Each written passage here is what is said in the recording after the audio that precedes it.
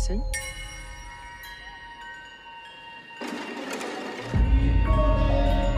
Jason? Jason! Where were you? I didn't know if you were lost. Stick with me, and I'll keep you safe.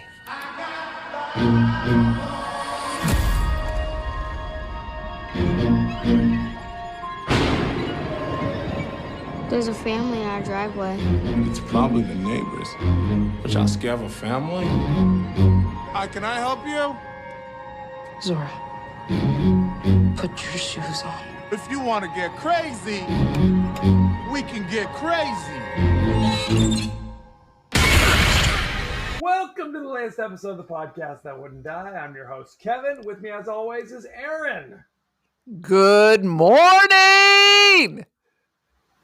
We are about to discuss the horror classic, Us, starring Winston Duke and Lupita Nyong'o, directed by Jordan Peele. You know it, don't you? Homie, don't you know me? The show, Aaron, give us your 30-second synopsis of Us. Family taking a vacation in Santa Cruz. Oh, a crazy family shows up to terrorize them. Oh, it's your shadow.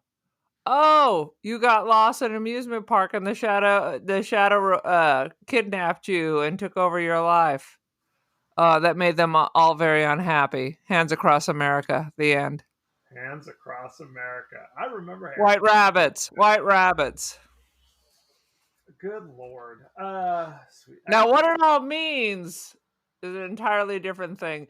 It really gave like a more coherent David Lynch thing where you at the end you're like, I don't know what half this shit means. Right. Well, because you're thinking that there's a lot of symbolism at work. That's what you're thinking. Like there must be some kind of hidden secret meaning to a lot of this imagery. And it's all going to be revealed at the end. Wrong. Guess again.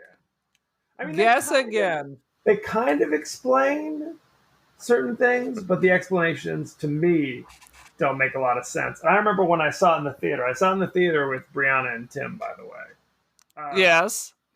I believe I saw it in the theater with Cousin Heather.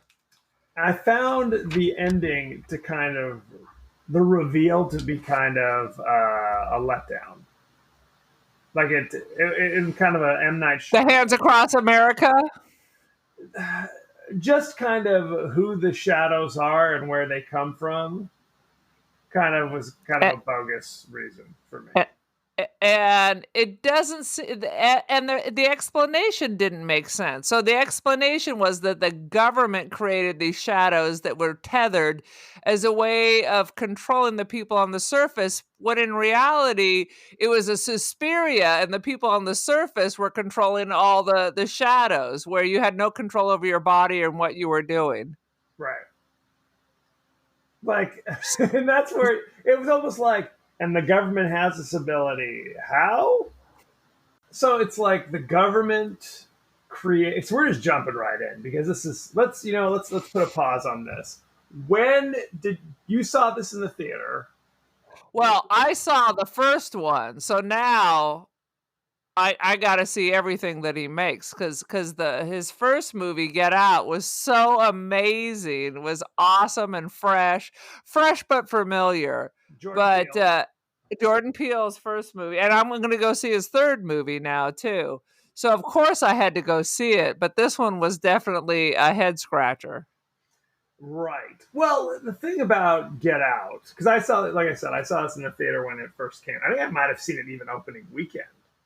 Yeah, me too. Me too, for sure. Well, the Tuesday for the discount, of course. Of course. The first movie he did, Jordan Peele, was Get Out, which was great. I don't know if I found it particularly scary. No, it wasn't scary, but it was interesting. It was a take on the Stepford Wives. Absolutely. It was dynamite. Dynamite. So then... It was Stepford Wives and Being John Malkovich. It's the in a blender. It's the perfect amalgam. No question. This was his version of, I'm going to make a straight horror movie. Boom. This is what I'm going for with this one. 100% not a straight horror movie. If you got to look up half the stuff, it's not a straight horror movie.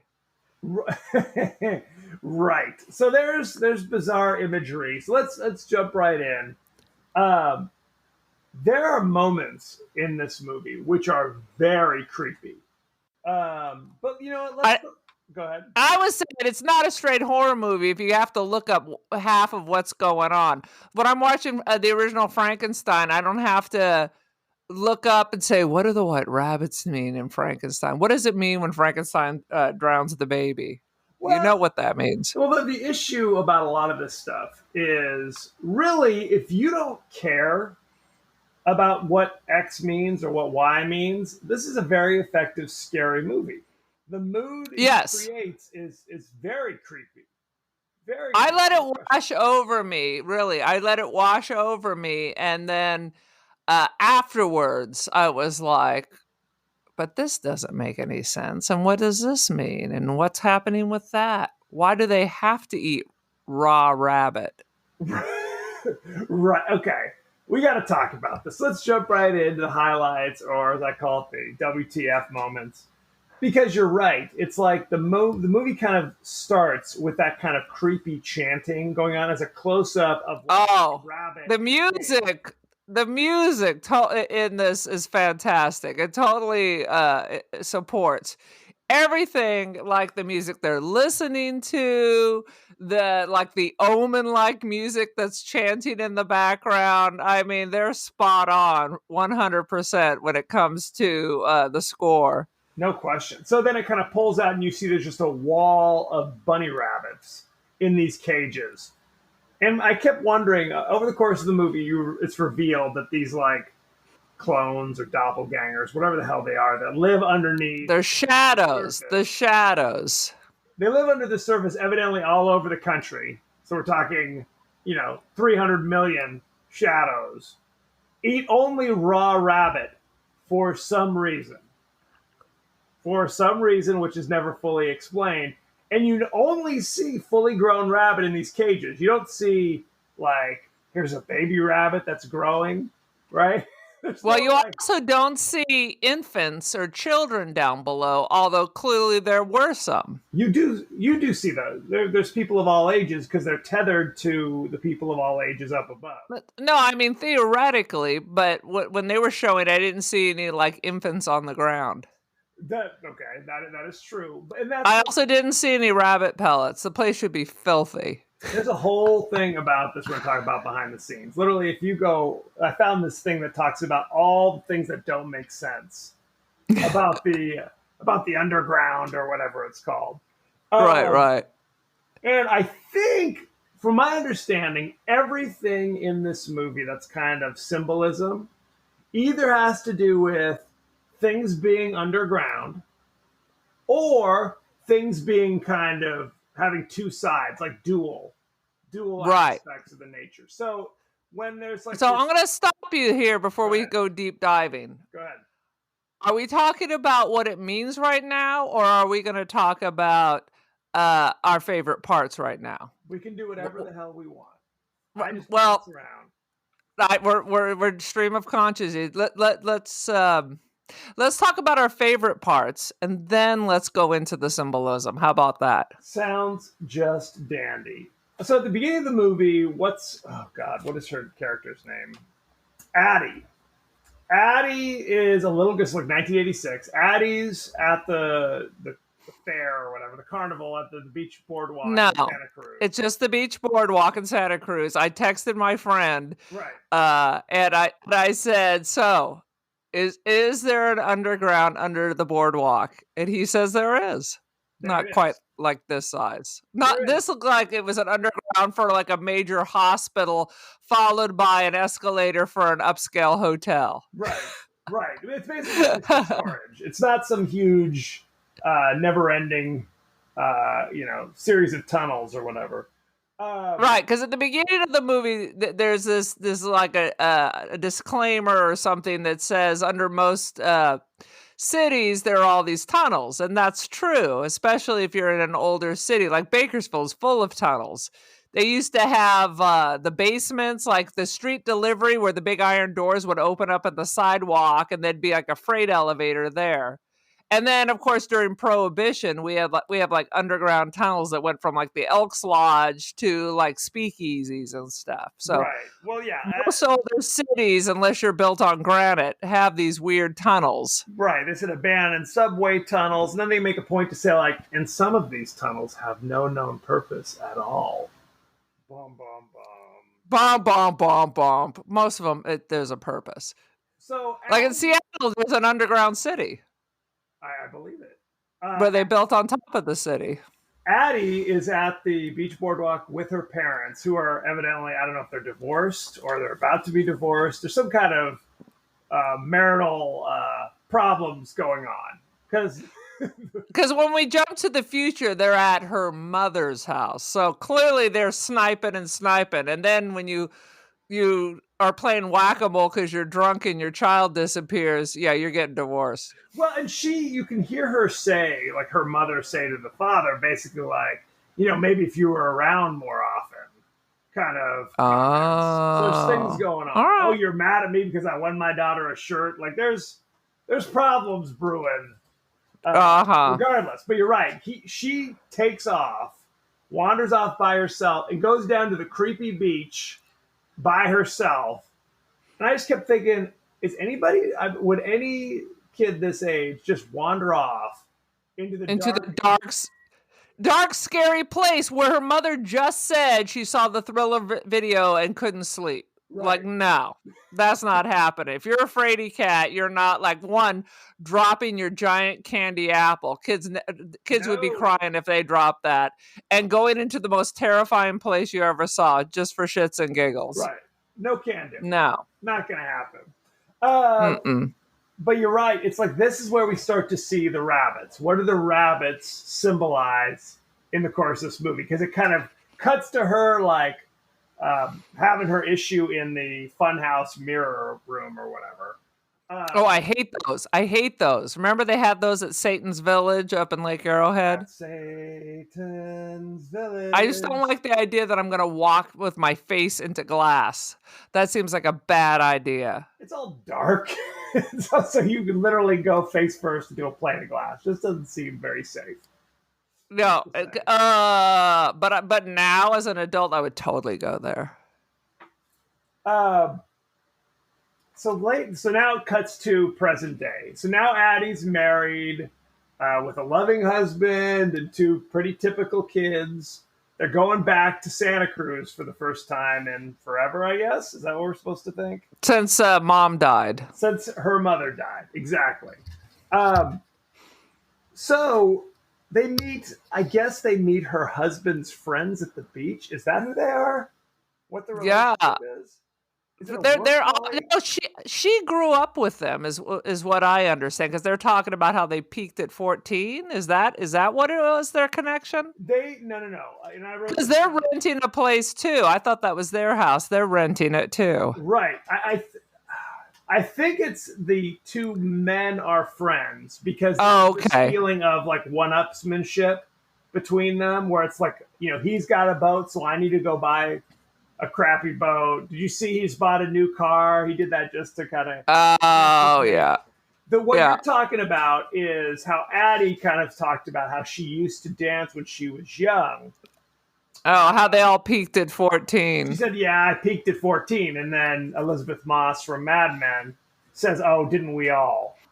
Kind of. No, we did not. 14 is a terrible year. That you peaked at 14? You're not even... anything then. Oh my God. But I had to think, it's like that would be the most boring conversation, because you basically have Elizabeth Moss as the wife of the friend, I guess, who just talks and talks and talks, and you have Addie on the other side who's just like, yeah, I'm just not good at talking. Oh, I've been in that situation before. We were having dinner with a colleague of my ex-boyfriend and his wife, and they're talking whatever, and I'm trying to engage her in conversation, and she was just like a dead fish, till finally I just gave up and just started staring at the men, listening to their conversation. And that's kind of what happens. That's kind of what happens from time to time. Where it's just like I literally wrote down, she's a bad friend. She's like the worst. Clearly No, all they uninterested. care about is getting drunk. They're like unhappy, so all they do is drink. So if that's your kind of fun, then these are the good people. But if you want to have intelligent conversations and develop any kind of a connection, good luck. Well, and that's the thing. It's like you have two choices on the menu. You have abject silence, or just or just boring droning on about nonsense. Yeah, Those so are choices. it is confusing why they're friends at all. But that's what I think, that they're not really friends. They're just kind of thrust together because the husbands hang out from time to time. Well, I mean the husbands too. They're not exactly that. I mean, I'm not a man, so do you have friends like that? Well, it's hard to say that they're best friends or anything, but they're kind of guys. But you're so it's a going on lower vacation level. together. Right. That's pretty deep. Well, I don't know if they're on vacation together or they just happen to be at the same place at the same time. All right. I guess Who's it to doesn't say? really matter. It doesn't Who's to Who's say? to say? And frankly, guys can be have friendships that are not based upon much of anything. Like they aren't sharing their Alright. deepest, darkest feelings and thoughts. They're guys. All You right. know what I mean? First of all, I'm going to stop us right here because our conversation seems to be very boring right now. So let's sink our teeth into something a little bit more exciting about crab children and monsters. Crab children. Okay, so that night, Addie's basically like, I want to leave because I had this horrible experience when I was a kid, and I have a feeling like this little doppelganger from my youth is still out to get me, kind of thing. Now, let me ask you this question, Kevin. Yes. If you had this traumatic experience where you disappeared and then you lost the ability to speak, do you think that maybe your husband of 10 years might be clued in on that? And two, would you keep going to Santa Cruz? These are excellent questions. These are excellent. Number one, we know that she didn't really have a traumatic experience. Well, she has a missing period. She remembers, like being with her family and then. No. She doesn't have a traumatic experience. She is, because remember, the grand reveal is she's not the little girl who No, I understand, but she's clearly terrified about being in Santa Cruz. You know what I mean? That part is true. Yes. So basically, you're right. Has she ever been back since that first time? You figured as soon as mom's dead, I'm selling that effing house and we can buy a beach house somewhere else. Why would you go back? Right. They made it seem like they've been back here many times. But you're right. Why would you ever come back now that you're an adult and can control your destiny? This isn't like you're a kid and your mom keeps dragging you back here to the scene of your abduction. Well, here's the weird thing. So they've been back while her mom was alive, but apparently this is the first time they're actually going to the beach. Right. It's kind of sketchy.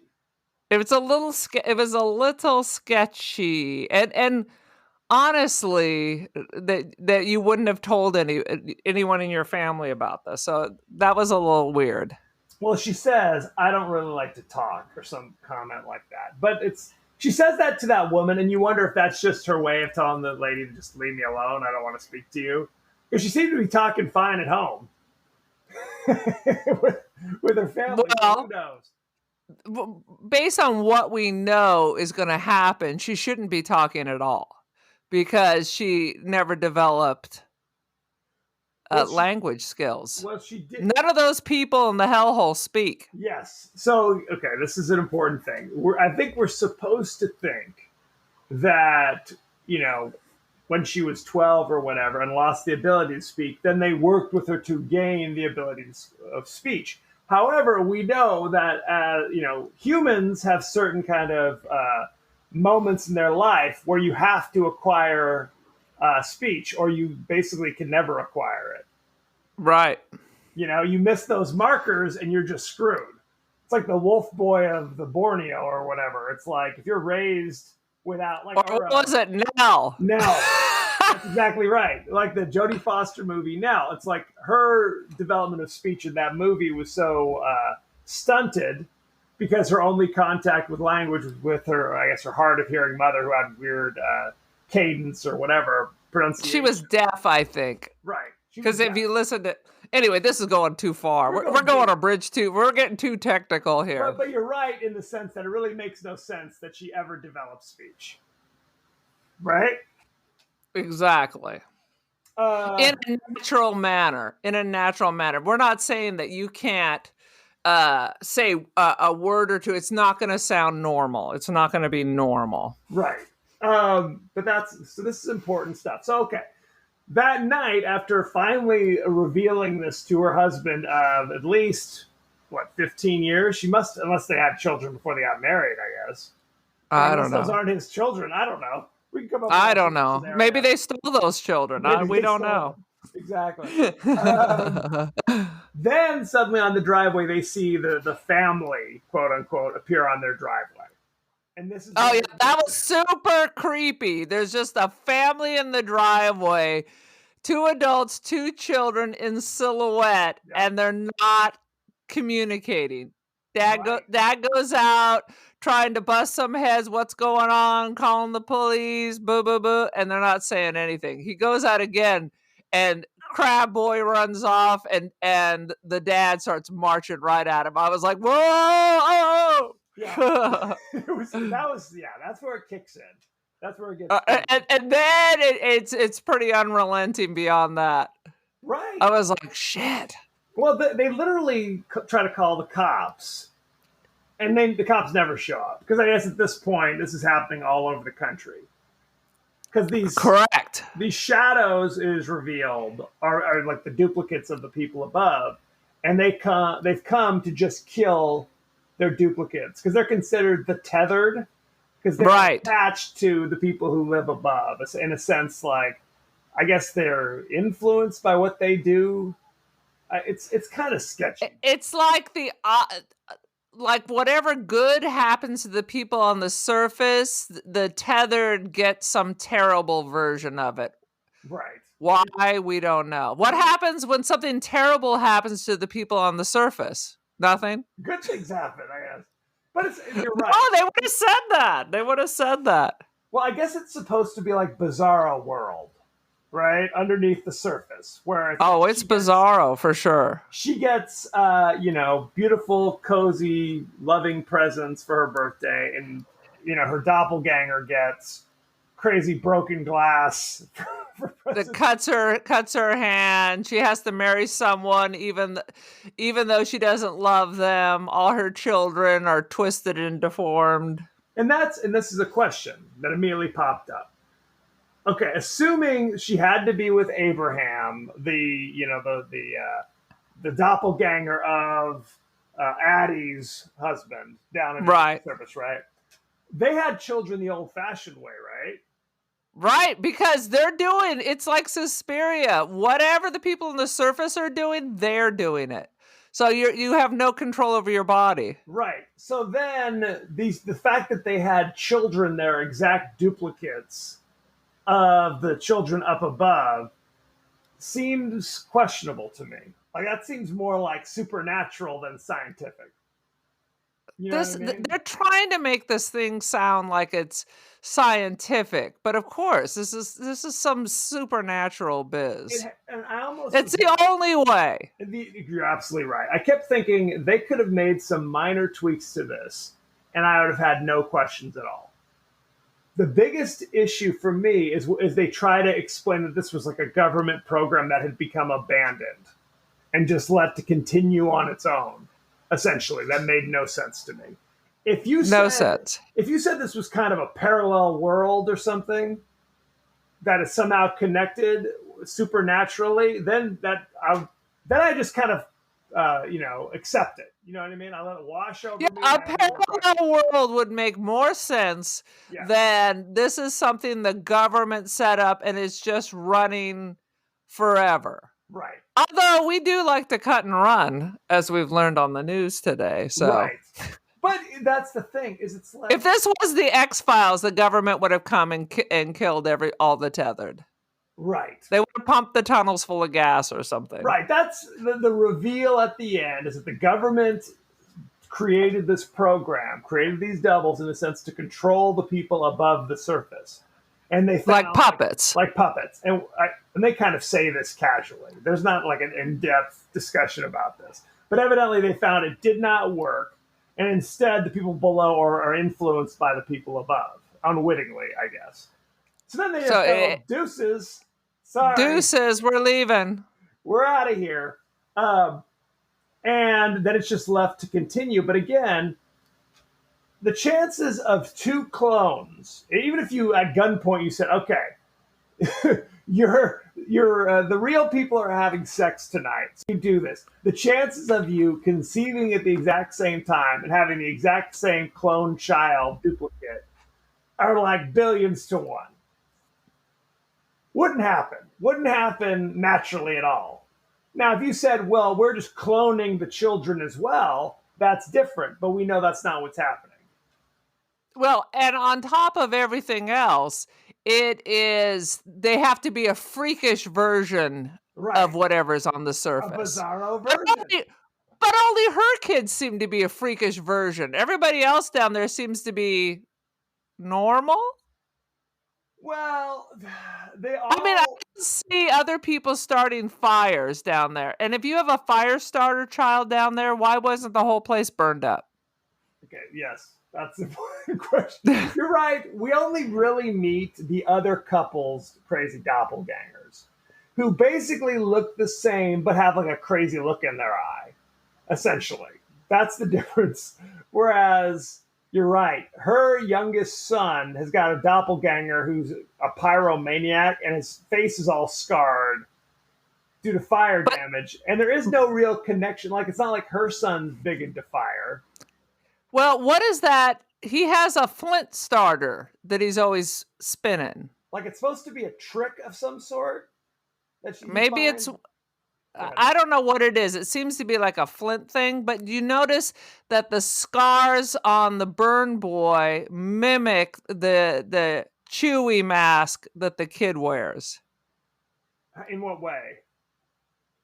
All the lines on the mask are on the kid's face. Okay. So when the fire starter kid pulls up his mask, the lines and scars on his face are similar to that as the Chewbacca mask that the untethered or whatever the surface dweller child has. Is that a Chewbacca? Did you notice that? I didn't even know what the heck that was. That was a Chewbacca mask. So all the hair and everything on the mask mimic the scars all around the kid's face, I thought. I didn't notice that at all. All right. Maybe that's a thing. Who's to say? Oh, my God. So when their doubles arrive, they seem to take their sweet time in trying to murder them at first. Like, we're going to have a long conversation.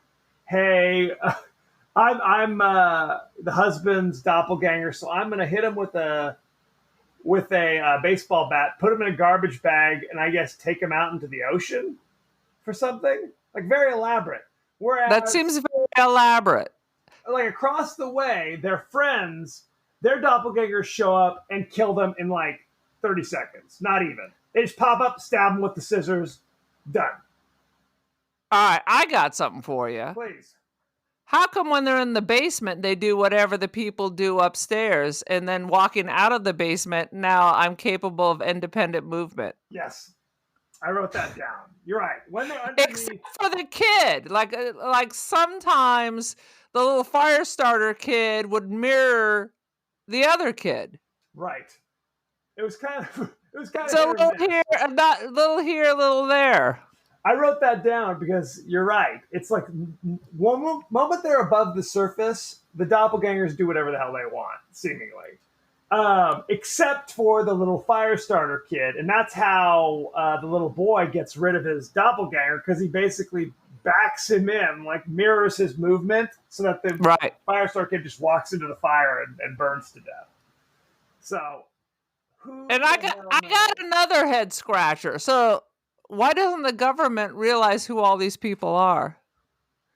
Maybe they do. We don't know what the government's thinking about. They ain't doing nothing. It's just hands across America. It's just hands across America. Good time. Womp, womp, womp. Well, let me blow your mind here.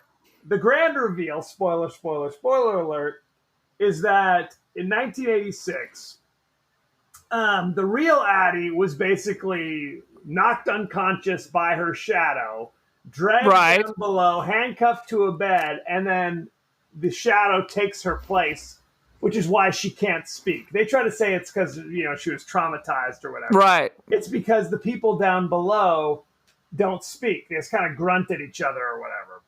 So that's the reveal, is that the whole adulthood, essentially, childhood through adulthood, is actually the shadow, where the real Addie is down below with the shadow people. But what that would mean is the one above the surface is still tethered to the one down below, right? Right. So the one up above should be acting the way the one down below acts, not the other way around. Well, how about the fact that this is all about the shadow just walked up to the surface and grabbed the kid? Why doesn't everybody just leave? Right. The doors are clearly not locked. The doors are not locked. The place is abandoned.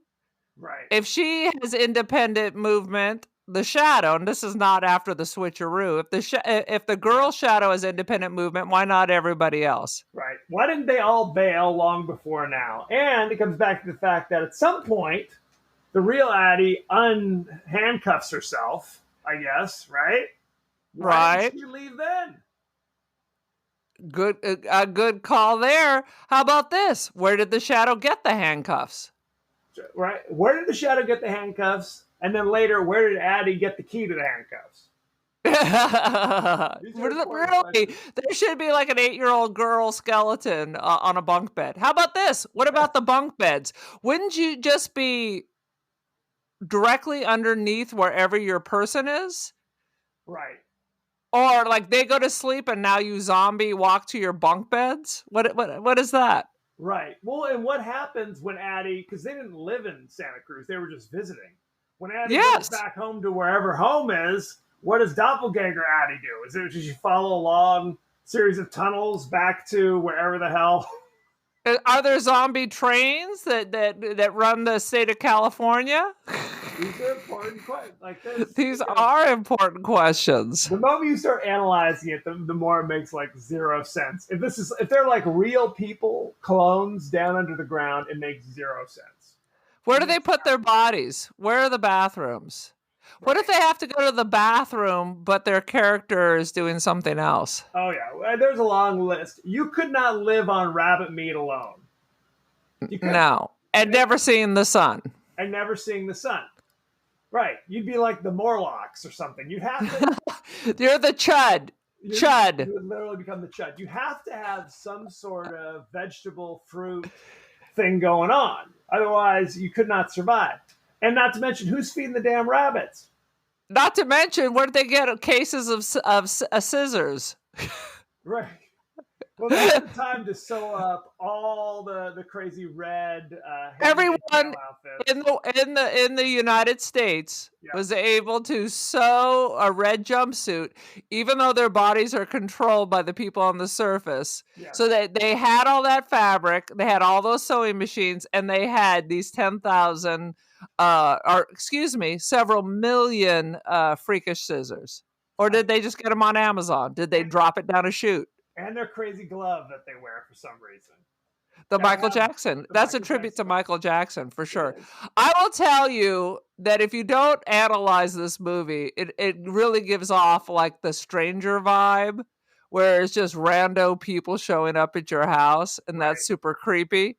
And then they start telling you this strange tale, and you're like, Well, and that's the thing. And I said this before. It's like the reveal as to who, because the whole movie, you don't know who these people are or where they're coming from. You find out real quick that they're obviously the doppelgangers of the people above the surface. But there's really no, you're kind of like, ooh, what's the secret? What's the story behind it? You don't know. It isn't until the end where it reveals, here's the fact of the matter, basically.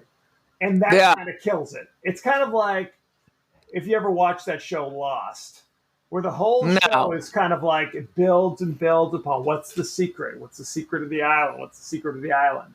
And then at the end, the writers were like, we'll never come up with a satisfactory answer, so we're just going to punt on this and say, oh, it really wasn't about the secret. It's about the relationships we made along the way.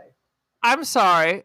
You mean when they wrote out this whole script, they didn't have an ending in mind when they started the series? I mean, No, Game they of Thrones, the last couple of seasons were bullshit, but at least they had like a vague outline. They knew how it was supposed to end.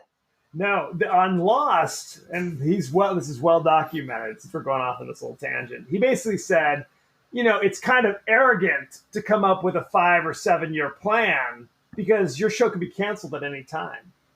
So they were just that first season, they were just throwing stuff on the wall and seeing what would stick.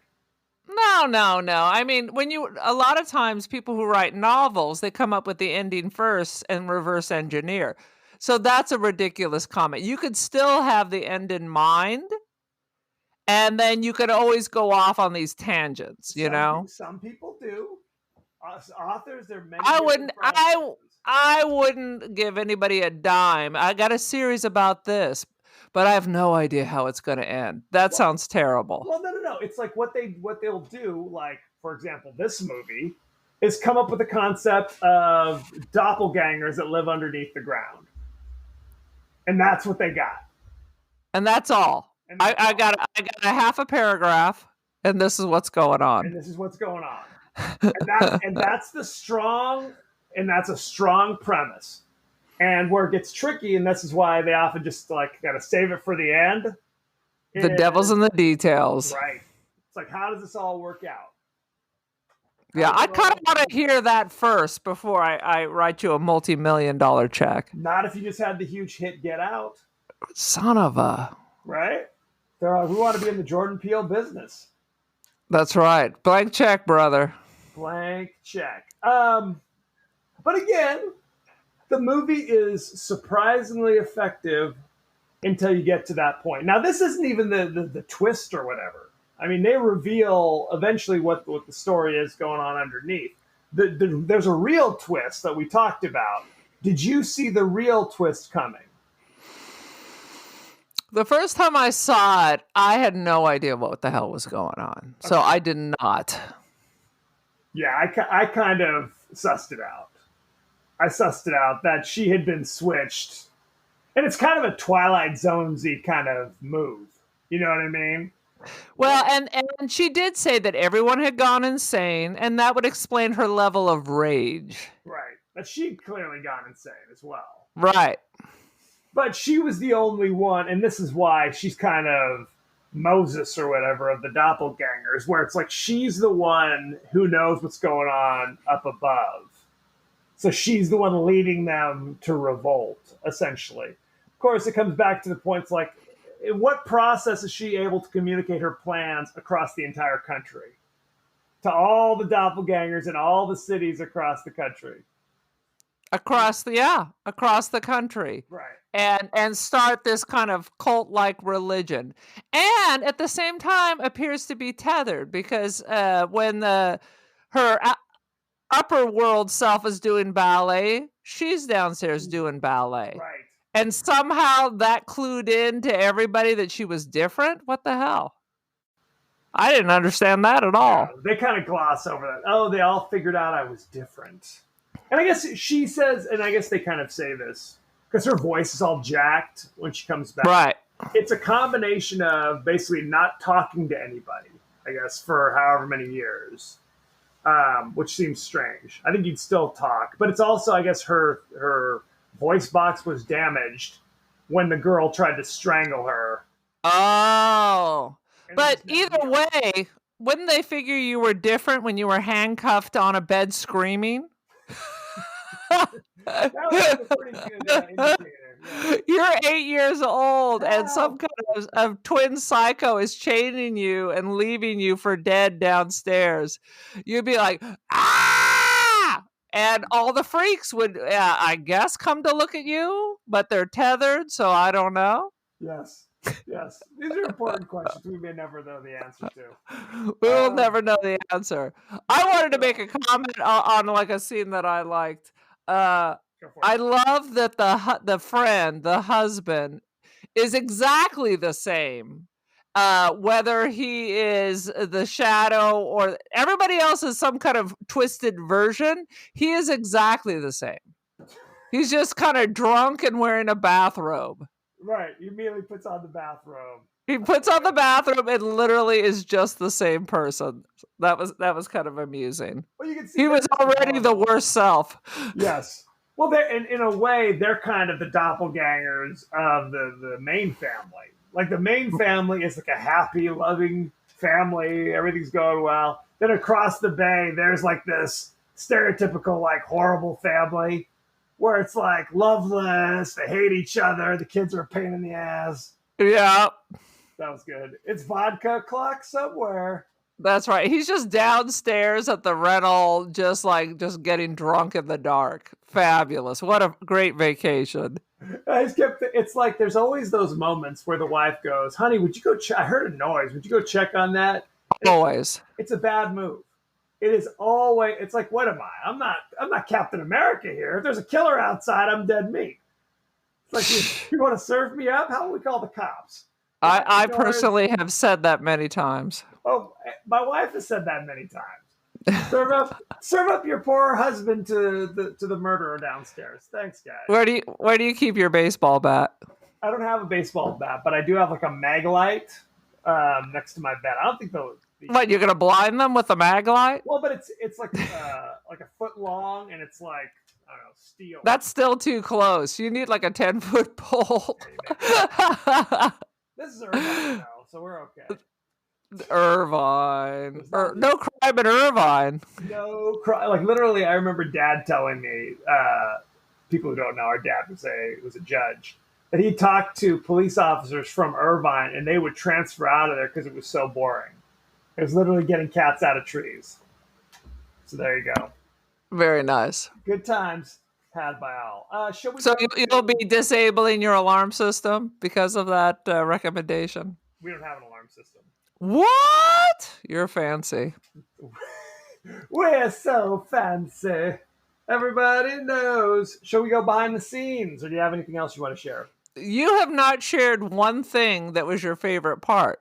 You just gave the whole breakdown of the story. Did you not have any favorite parts? I found that I didn't take a lot of notes in terms of like when the meat of the plot is going on. For me, there wasn't much to say. You know what I mean? I really didn't have any complaints or comments. I thought it was very effective the way they did it. Although I did say when the teenage daughter was saying, "Hey, I'll drive," you tell her to get her ass out of the seat. You don't just let her drive. Are you nuts? You just reach in and you grab her ass and drag her out of the seat. 100%. No, and the husband's like, "Well, I told her no, honey." It's like, maybe use your hands at that point if she's being defiant. Come on, madness. All right, I do have a couple of notes. Hit me. Well, interesting at the fun house, it says "find yourself." Yes. So that could be because it's hippie trippy Santa Cruz, or it's because you're gonna find your real self down there. Gotcha. And then I always laugh real quick. The right. Funhouse place in the 80s was called it was kind of a Native American motif, but when they come back to it in the present day, it's now called Merlin's Forest. Because now you can't have the kind of cultural appropriation. You know what I mean? So there you go. Why wouldn't you tell your kids, don't go into the fun house? We can go to the boardwalk, but don't go into the fun house. Why wouldn't you say that? Or if you're that worried about it, you just say, "We're not going." She said it at first, then her husband kind of not even worked that hard to kind of convince her. You know what I mean? He's just like, "Oh, well, we'll kind of suck if we don't get to go." She's like, "Okay, as long as we're home by dark." No, you just say, "No, we're not going." Or how about this? "I don't want to go to Santa Cruz. Let's go to Vegas." Absolutely. I mean, they're on a lake right now. That sounds good enough. We don't need to vacation with other humans. We don't need to ever see anyone. We can just hide here. There's a And then huge the other thing. thing is, why now? Why are the shadows coming now? If I'm assuming she grew up here. I don't Am know. I right or am I wrong? This is her mother's house. Did she grow up here? If they've been back and guess. forth many times, why are the shadows rising up now? Because she's back. Wasn't she back before her mother died? It's sketchy. It is sketchy to say the least. They don't give us a whole lot of information. All right. That's a good question. These are all my notes. Although before I rented this movie, I did see on Prime that there's a movie called Sharkano. Is that a volcano full of sharks?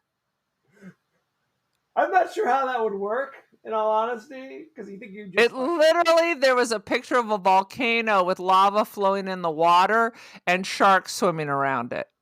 I don't think a shark could do that. We might have to put that on our list. Add it to the list, right next to Lava Lantula, starring Steve All right. Guttenberg. Are we at the point where I have to guess what all this means? Sure, go for it. What do you think your theories are behind the symbolism? All right. So at one point, the shadow goes, they said, who are you? Like, we're Americans. Yeah. So I think they're talking about the two levels of Americans. White, maybe white, the class symbols, white versus black. You're rising up to the top while we're trapped. You know, we can never have what you have.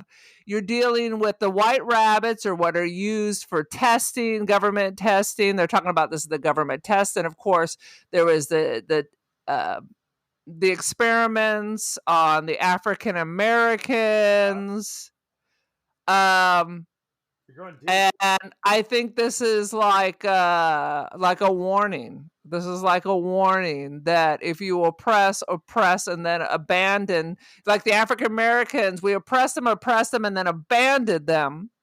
And there's just this class system that they can't break out of, that eventually they will rise up. The oppressed will rise up and have their revenge. That's what I thought of last night. How about this? All right, lay it on me. The title of the movie is Us. Yes. What if the title of the movie is actually U.S.? Whoa! So am I right? I didn't look it up. I was just trying to guess. Am I right? There is definitely a class theme where there's the people up above living high on the hog and people down below being oppressed and abandoned. And everything you do affects us, but it's in a negative way. You know, you're moving into, like, I just watched this thing. You're moving into the new fresh suburbs, but you know, there's those caveats that you can't sell to black people. So you're moving up, and I can see you, but I'm still pressed back into the substandard housing. I can see what's going on, but it's not available to me. That kind of stuff. Very good. Sounds good. I don't have all the answers, by the way, but what you're God saying... damn it. I thought you had all the answers. Well, actually, Aaron, let me tell you what this means. I wrote a dissertation on this last week. But again, it's like there's definitely that undercurrent.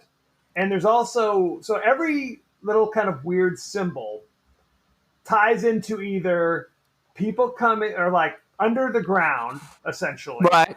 Or the kind of dualism aspects of personality. So, in that first scene where you see like the commercial for Hands Across America, yes, if you're looking on the sides of the TV, there's a VHS copy for Chud. Yeah, I saw that. I wrote that down. And there's a VHS copy of The Man with Two Brains. Okay. See, the dualism. Two shitty movies? Is that the dualism? How dare you? Now, why do you think there are rabbits everywhere? I thought they're the white rabbits, so it could be two things. It could be Alice in Wonderland, or those are the rabbits that they use for product testing. It's Alice in Wonderland. Okay. So Because they it is. slipped through the looking glass. Well, that's the second book. In the first book, she goes down the rabbit hole. Right. So, see, But a looking glass is a mirror also. right. And that's Oh, that's true. where they crossed over. That's true. That's an interesting point there as well. All right. I'm an yes, interesting person. You're very interesting. And there's a scene on the beach where it looks like somebody's been buried, like you know how you bury Yes. people, and he gets up out of the sand. Like there are those kind of interesting kind of connections that they're constantly making. Like they're being Yeah, he jumped up like with a gasp. Because that caught her attention while she was scanning for her child. Well, she was having a freak out. Where she was having a freak out. Very much so. Are you ready for And I behind the scenes? love the patronizing husband where you're obviously insane and Yes. I'm not really going to listen to anything you have to say and I'm going to pat you on the head and it's fine. Everything's fine. Well, but let's defend the patronizing husband for a minute. If your wife comes to you and tells you this crazy story, what are you supposed to do? Well, I guess it depends. Like, is 15 years of marriage, is it nothing but crazy stories? Or is it all of a sudden? All of a sudden would be frightening, Oh, right? but what do you do? Shit, I don't know. That's what I'm Maybe saying. you're right. It's like you have two choices. You can either be like, you're insane. I don't know what your problem is. Let's get Dr. Johnson on the phone. Get Dr. Kevorkian. Let's get those. That's definitely an extreme example. I mean, what would you do if your wife came up? Kevin, I've never told you this before. Would you just call the white coats or would you seriously listen to her? I think it's like you said. If it's a case of if it's been nonstop crazy stories all throughout the Right. marriage, then you kind of dismiss it and be like, "Whatever, Right. I'm gonna go watch the game." If it's, everything's cool, but now I got a crazy story for you, I think you do, even if you don't believe, because rationality. To me, that would scare me. I'd be like, okay, let's get the hell out of here. You're right. Right. Let's go. I mean, and that's the reality is in a marriage, if your spouse is like, I don't feel good here, we need to leave, you would leave. Yeah. You would leave. It's only in like kind of a bad movie with an abusive husband. They're like, honey, I don't care. We're staying. I made a deposit. I know you're crying in the corner. Too bad. That's called Amityville Horror. right. That is Amityville Horror, 100% asshole husband. Are you ready for behind the scenes? I am ready, Brother Bear. Jordan Peele gave the cast 11 horror films to watch so they would have a shared language while filming. Here are the 11 movies. 11 movies. Lay is it a on big me. ask, by the way. Make sure you watch these 11 movies. How about Yeah. 2 movies, Jordan? No? Take half a week and just watch. Just watch. Jaws. Oh, a classic. Classic. I bought a Jaws T-shirt 4th of July at Target. That was their 4th of July T-shirt collection. Love it. Dead Again. Do you remember Dead Again? Yeah, it was all right. Kenneth Branagh. Yeah, And, that was after Nicholson. he got. Yeah, that was the end of their marriage. This was actually the first time I'd actually been introduced to Kenneth Branagh and Emma Thompson. This is 91. They're both doing crazy Yeah. American accents. But the connection is the scissors, because there's a Mhm. scissors connection to that movie. The Shining, Oh, I love The Shining. You know. The Babadook, Oh, you know I love the Babadook. It Follows. Did you ever see It Follows? No. It Follows is a good one. Might have to do that at some point. I'm writing that down, brother. A Tale of Two Sisters, which I'm not familiar with. I'm familiar with The Tale of Two Cities. It was the best of times. It was the worst of times. That is Shit. correct. The Birds. A good one, but I don't see the connection. Maybe it's because it's like crazy things happening in a beachy community. All right, that's Fun- near Santa Cruz. Funny Games, which I'm not familiar No. with, from 97. No. Martyrs, which is a movie I'm not familiar with, from 2008. Right. Let the Right One In, Yes, Oh yeah, we love that one. the original Swedish movie. Of Um, course. and The Sixth Sense. I do love The Sixth Sense. That's what introduced us to M. Night and then promptly disappointed us. Ruined it. I'm telling you, I never got that he was dead in The Sixth Sense when I saw it. I was like, what? No. What? That movie is so good. That's why it's so disappointing that he does The Happening a few years later. Exactly. It was Slick Rick, and it deserved all the awards. What's great about The Sixth Sense is that all the scenes that they later used to show that he was dead the whole time are the same scenes from earlier in the movie. They didn't add anything or like 100%. it was all right there the whole time. Oh, Yes, good stuff. did we do The Sixth Sense? No, so gotta add that to the list. I'm putting it on the list. I stopped writing all the inspirational movies that you talked about that I hadn't seen. I put It Follows and then Tale of Two Sisters. I'll look that up. The rest of this nonsense, I don't know. Maybe The Martyr. I love a Catholic horror. It could be. Lupita Nyong'o based Red's voice. Now, Red is the character of the name of the doppelganger, essentially. Why wouldn't she just have her own name? Well, She has a name. so it's not confusing to the audience, essentially. All right. Because you're right. The woman we know in the movie is the real Red. Right. That's the reveal. But of course, it all comes back to her son kind of looks at her at the end of the movie as if he now realizes that she. Oh, that was good. He figured it out before I did. He was giving her the side eye. He knew 100%. So I wonder what happens next. Except for the fact that really is her husband and those are really her children. Yeah, but kid knows what's going on. You know Kid what I mean? knows what's going on. She's not taking He's the not place of her real parents. You know what I mean? That's really Well- her mom. No, it's not. Yes, it is. No, the shadow gave. Oh, you're right. You are right. But little does- Jimmy's not coming home for Christmas once he gets to college. Right. He realizes that his mother was a shadow, is basically. Exactly. But it's still his mother. That's why it's kind of. Well, you're right. That's true. All right, lay it on me. What else you got? Lupita Nyong'o based her crazy, scratchy voice on an actual affliction called spasmodic dysphonia. I thought it was from smoking from when you were a teenager. Yes, it's nothing but bourbon and Pall Malls. Paul Malls and bourbon. It's Brenda Vaccaro with a touch of the emphysema. just a touch. A Sue song. A lot of the scenes were filmed at the Santa Cruz Beach Boardwalk, and they really didn't have to do anything to the rides to kind of change it from 1986 to present day. Because it really, No, they haven't done. I knew many people who worked there in their youth, and let me tell you, it's not that exciting. It's like a shitty county fair. There you go. Except it's just angry teenagers instead of carnies. Exactly. Well, you saw Lost Boys. It's the same thing. Exactly. So there are maybe the vampires lived in the tunnels with the Us people. It is, and like you said, there is. Wait, what about the Us Festival? Do you think that's really that was the 80s too? I'm not familiar with the Us Festival. Good lord. You've never heard of the Us Festival? No. That's the one that Steve Jobs, it's about us now instead of Woodstock. So they had all these 80s bands.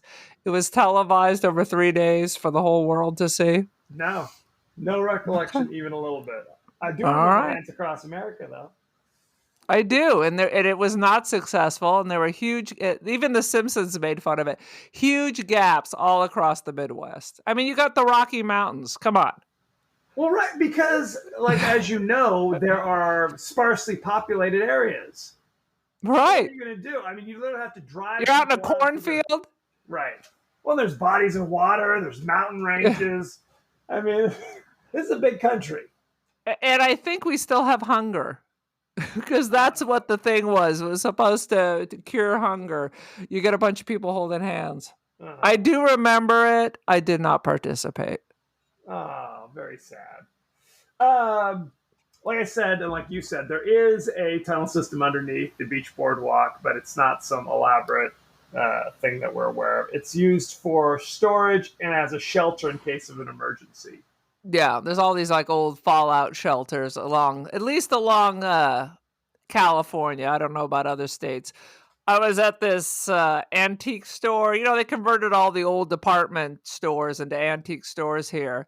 Right. And I was walking around and I was in the basement and there's all the fallout shelter and the giant cans. I'm pretty sure maybe this food in these giant barrels may be expired, but yeah, they're all fallout shelters. Palm Springs High School had a fallout shelter. I believe it.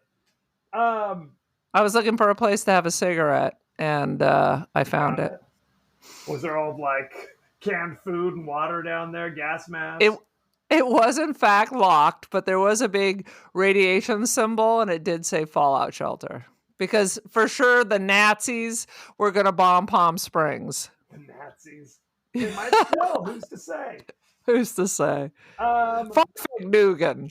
Farfig Nugan. I remember that. That's another flash from the past. There's actually a reference in the movie to the Lost Boys. Like at one point back in 1986, the mom says, "Oh, I think they're filming a movie over there. Maybe you could." Oh yeah. Yeah. That's a Lost Boys reference. They're filming Lost Boys. Jordan Peele, the director, writer, and producer, was also the voice of the Funhouse narrator. There you go. Good for you, Jordan Peele. Everybody wants to be Alfred Hitchcock. They do. There is a scene where you see, I guess he's like a crazy old homeless man who's constantly holding up a sign that says Jeremiah 11:11.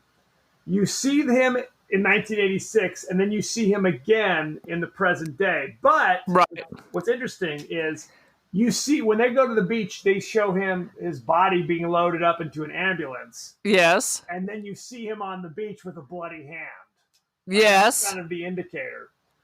The Bible verse, Jeremiah 11:11, reads... Jeremiah was a bullfrog? Is that what it means? He was a good friend of mine. Three Dog What Night. does it Let's mean? talk about Three Dog Night for a moment. Do you know what that means? What a Three Dog Night, what that means? I got to process it. Is it heroin? No. In Alaska, there are nights where it is so cold, they have to snuggle up with their dogs. And on nights that are super cold, you need to snuggle up with a couple of dogs, maybe even 3 dogs. So when you tell somebody it's a 3-dog night, that means it is so cold, you got to snuggle up with 3 dogs. Are they from Alaska? I don't think they are. I think they just heard the term and found it funny. Okay. There you go. All right. Because there was 3 of them, but who's to say? Yeah. Jeremiah, I just assume anything with them. I assume their lead singer was a heavy heroin addict. I assume everything's heroin. Well, who's to say it's not? Jeremiah 11:11 reads, "Therefore thus saith the Lord, Behold, I will bring evil upon them, which they shall not be able to escape. And though they cry unto me, I will not hearken unto them." I think they showed that. I don't think somewhere that was printed, because that sounds very familiar. It's good stuff.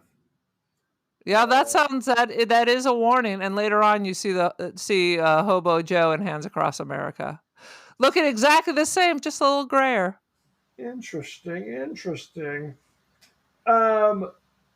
Actor Duke Nicholson plays a character named Tony and his doppelganger Danny. And at one point, Jordan Peele kind of describes, he's like, the way I want you to act. Okay, first of all, who is Tony?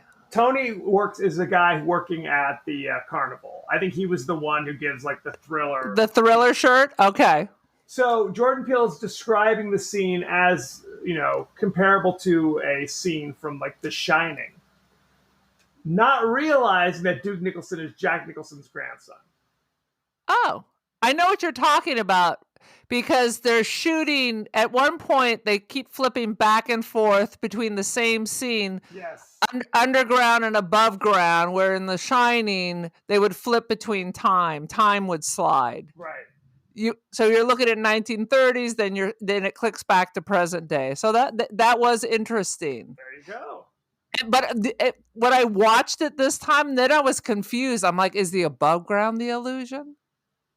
Is that really what's happening above ground? I was like, all reality an illusion? is it the Matrix? Are we in the Matrix? We in the Matrix. Shall we talk about the cast? Go for it. Lupita Nyong'o. Go ahead. Let me ask you this question. Please. The little kid, did he play both roles? Yes. Okay. I wondered if they hired like a spider midget or something. Because he did do some good little crab spider walks. He was creepy as hell. He was like a little monkey baby. Lupita Nyong'o played Adelaide and her double Red. And you know her from 12 Years a Slave, Black Panther. No. She's the little crazy critter in the Star Wars movies. Maz Kanata. You know him, don't you? No. I did see Black Panther, but I don't remember anything about it. She was T'Challa's love interest, who was kind of high. Winston Duke played Gabe Wilson, the husband, and the doppelganger Abraham. You know him from Black Panther. He was in the Avengers, Infinity War. He's currently on. So he's a total stranger to me. Is that what you're saying? He's a stranger to me. Yes. That's exactly what I'm saying to you. Interesting about both of them, they both attended Yale, but Lupita Nyong'o was born in Mexico City to Kenyan parents. And Winston Duke, I believe he's from the Caribbean originally. I think you're telling me he was born in Kenya to Mexican parents. Yes, that is correct. But if you listen to them, as good as their accents are, you occasionally get a little lilt here and there. Right. Elizabeth Moss played Kitty Tyler and her double Dahlia. What's interesting is like every doppelganger has a name, but they don't tell us. But they're in the script. Like if you look in the cast list, all the doppelgangers have crazy names. Anyway, Elizabeth Moss, you know her primarily from Mad Men, Handmaid's Tale. More recently, she was in The Invisible Man, the new one. Yeah, that was kind of crappy. Let me ask you this question. Please. And we're just talking story-wise. Yes. Who named them? And since they don't speak, how would they know what their name is? How would they have a name? These are all excellent questions. All right. Did little Addie underneath the earth name them all? Is that possible? So there were no names before then. It's possible, I guess. You're right. But she wasn't speaking. Same thing. She wasn't speaking down there. Remember, she lost her. This is an excellent question, and one I had not begun to consider. So. And if more babies were born, wouldn't she be talking to the babies? So then eventually people would be speaking downstairs? Yeah. Ooh. That makes sense. And how do you diaper toilet train shadows? You just don't. While you're being a puppet for everyone else. You just let them rip, I guess. I don't know. Who's to say? All right. Say? So that's it. Let's talk about our ratings. You didn't tell me about the boy. Which boy? The kid. Tell about some of the characters that we are familiar with. You want me to go through the whole cast? No. I was curious if there was anything about the boy and his little crab and monkey walk. Evan Alex played Jason Wilson / Pluto. And he's known from Us, The Kid, Kids Reenact, and Baby Avenger. You know him, don't you? Never heard of this trash. He's part crab, part monkey, part. He was raised in a Russian circus. He's a contortionist. And there's no way. Okay, then this blows up your whole theory. There's no way an 8-year-old is going to name this kid Pluto. I don't know what you're talking about. You had a theory. You had a theory that the the doppelganger mother named them all. Unless she named him after Pluto, Mickey Mouse's dog. Well, she wouldn't have named him when she was 8. He wouldn't have been born when she was 8. It's true, but now she's in the hellhole, so she's not receiving new information. Yeah. So all the knowledge she has is from being 8. That's all. That's why it's Hands Across America. That's all she knows. No, that's true. That's true. Then it comes back to where did the names even come from? I mean, who All right. knows? All right. It's from the fevered mind of Jordan Peele. I don't know. The fevered mind. Us currently has a 93% fresh on Rotten Tomatoes, but interestingly enough, only a 59% from the audience. I think it's somewhere in the middle. 59 is rough. 59 is mean. Yeah. I think that's lower than that damn Chuck Norris movie we watched. I think it's comparable. Go ahead. 59. These are from the fans. you can't see my finger quotes. Right, exactly. 59 is audience or fans? Audience score. There is no Interesting. No. I'm totally going to give this 4 out of 5 scissors up the hoo-ha. Oh my God. That's awful. Sweet Jesus. I am also going to give it 4 out of 5 weird people spazzing out under the earth. I think that's the method. I think, again, my attitude is... I want to change mine. Go. I'm going to give it 4 out of 5 Suspiria / Us ballet recitals. That's important. They need more contortionists. My attitude is I thought 80% of the movie was dynamite. Creepy. The mood he builds is amazing. I mean, again, from the moment the critters start appearing, and frankly, every scene within the funhouse was totally creepy. I'd totally go in there. I would totally go in there. What kind of kills it for me is the reveal as to who the underground people are. Because the moment they start telling you who they are, I just have questions. All I have are questions like, what? That's the big question. What? I know. What about this? What about that? Jordan Peele, can you give me a call? Because I got some questions for you. What about this? But I can't judge too harshly because I see all David Lynch movies and they don't make any goddamn sense. So you can spend hours analyzing this or you can just let it wash over you because it is creepy. That's what you have to do. Right. Yeah. I purposely watch this in the morning. I mean, would it be better if they just didn't even tell us who they are down below? Would that be better? I don't know. Because it's almost it like might be better. I still don't understand why they're eating the rabbits raw. Right. Well, I guess, okay, I literally looked up IMDb, and there's a whole section just called the goofs. And one after another, it's one shot at how it makes no sense, the life underneath the ground. Okay. Like we said, you could not live on rabbits alone. Rabbit is high in protein but contains no other vital nutrients. The effect is referred to as rabbit starvation.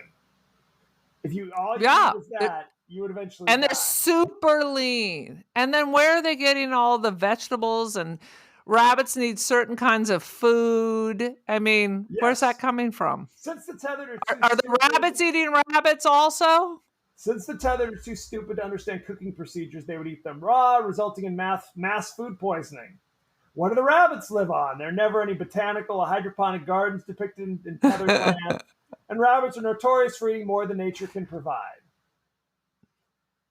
They would breed out of control. How do the tethered have near exact copies of their human counterparts' clothing?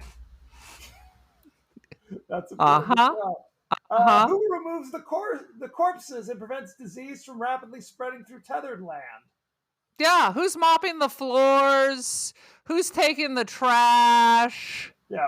How is Red able to contact every single tethered across America to plan an attack on the country? The tunnels they live on do not seem to have any forms of long-distance communication. Right, and they're not all connected, of course. So you would have to climb out, go to and then go into a different tunnel ad infinitum. Why didn't the government euthanize the clones once the project was canned 30 years prior? And why did they clone every American citizen instead of just testing the waters with a few clones instead? Leaving them abandoned to fend for themselves in underground tunnels leaves the risk of civilians discovering them or clones escaping, which is exactly what happened. Exactly. Yeah. I can't tell. Was it a 50s vibe in the bunker or a 70s vibe? Red says the tethers have been around for generations. This would place the start of the Tether project in the late 19th or early 20th century when the technology for such an underground facility did not exist. Is a generation 10 years or 30 years? I don't know. So you're saying like, I got to look that up. Are you saying if it's been generations, so you're talking about in the 1800s this started? That's what they're suggesting. If the I'm looking doorway up how between the long is a tethered generation. land- If the doorway between the tethered land and the upper world is not guarded, and the child who will become Adelaide Wilson can just walk up to Santa Cruz, then why have not more tethered figured this out? The original Adelaide could have just walked back up out of there a few days after her abduction, evidently. All right, so a generation is between 20 and 30 years. So if it's generations, 60 years ago, 90 years ago, Yep. Come on. The tunnel's electric light systems work, and the tunnel is very clean. There's never an indication that any normal person ever comes down to perform maintenance. With a large rabbit and tethered population, There should be SH everywhere. Rabbits don't have control. Well, rabbits, there'd be pellets everywhere. there'd be a lot of dung produced. The simple-minded tethered are not capable of taking hygienic precautions, so disease would be rampant among them. So if they're hungry, do they just reach down and pick up a rabbit and take a bite out of it like it's an apple from an apple tree? Yes. Sweet Jesus. So there you have it. Thank you very much. Go to our page on Facebook at the Podcast That Wouldn't Die. Go to our page on Twitter at TPodcastTWDie. Aaron, we're on Instagram. We are on Instagram, the Podcast That Wouldn't Die. With many different underscores galore. So Underscore galore. That's when we have merch. That's what it's gonna say. Underscores galore. That's our theme. For goodness sake, we are on Apple Podcasts, Spotify, anywhere the finer podcasts are available. So make sure you it's like, true. share, review, rate, do all that good stuff. Help us Send out, money. would you? Send money. Definitely send money. Please. Is that too much to ask for? Now, Aaron, you were also on social media. I am on social media. I am, what the hell am I? I'm the Cult of Aaron. Join the cult. Yeah, that's all you need to know. The Cult of Aaron. The Cult of Aaron on the Twitski. Have you noticed that Twitter is now like this tricky thing where you think people have followed you? And now it just has a big button, but it's that says follow, but it's just like an ad.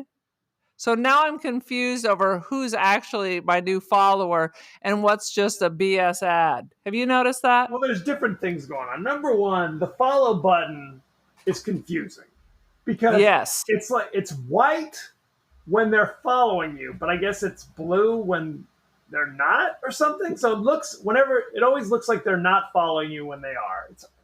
Who the hell knows? No, I'm starting to see this big black button that says follow under certain things. And at first, I would just click it. Okay, like here's an example now. Freedom First. This is just someone I'm not following.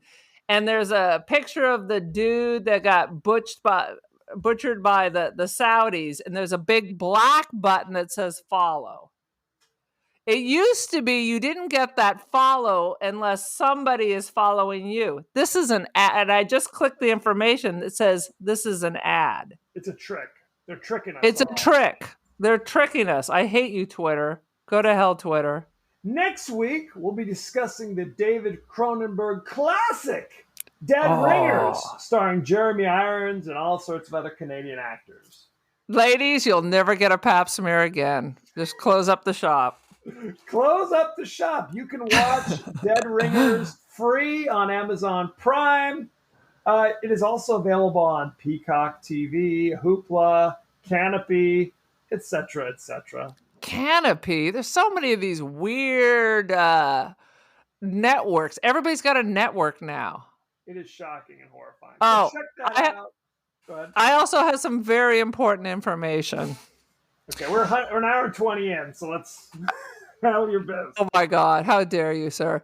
All I have to say is the new season of What We Do in the Shadows starts Thursday.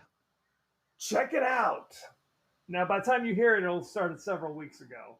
We'll have time, though. So, thank you very much, and be well. Be well, people. Delta variant. Don't be a dick.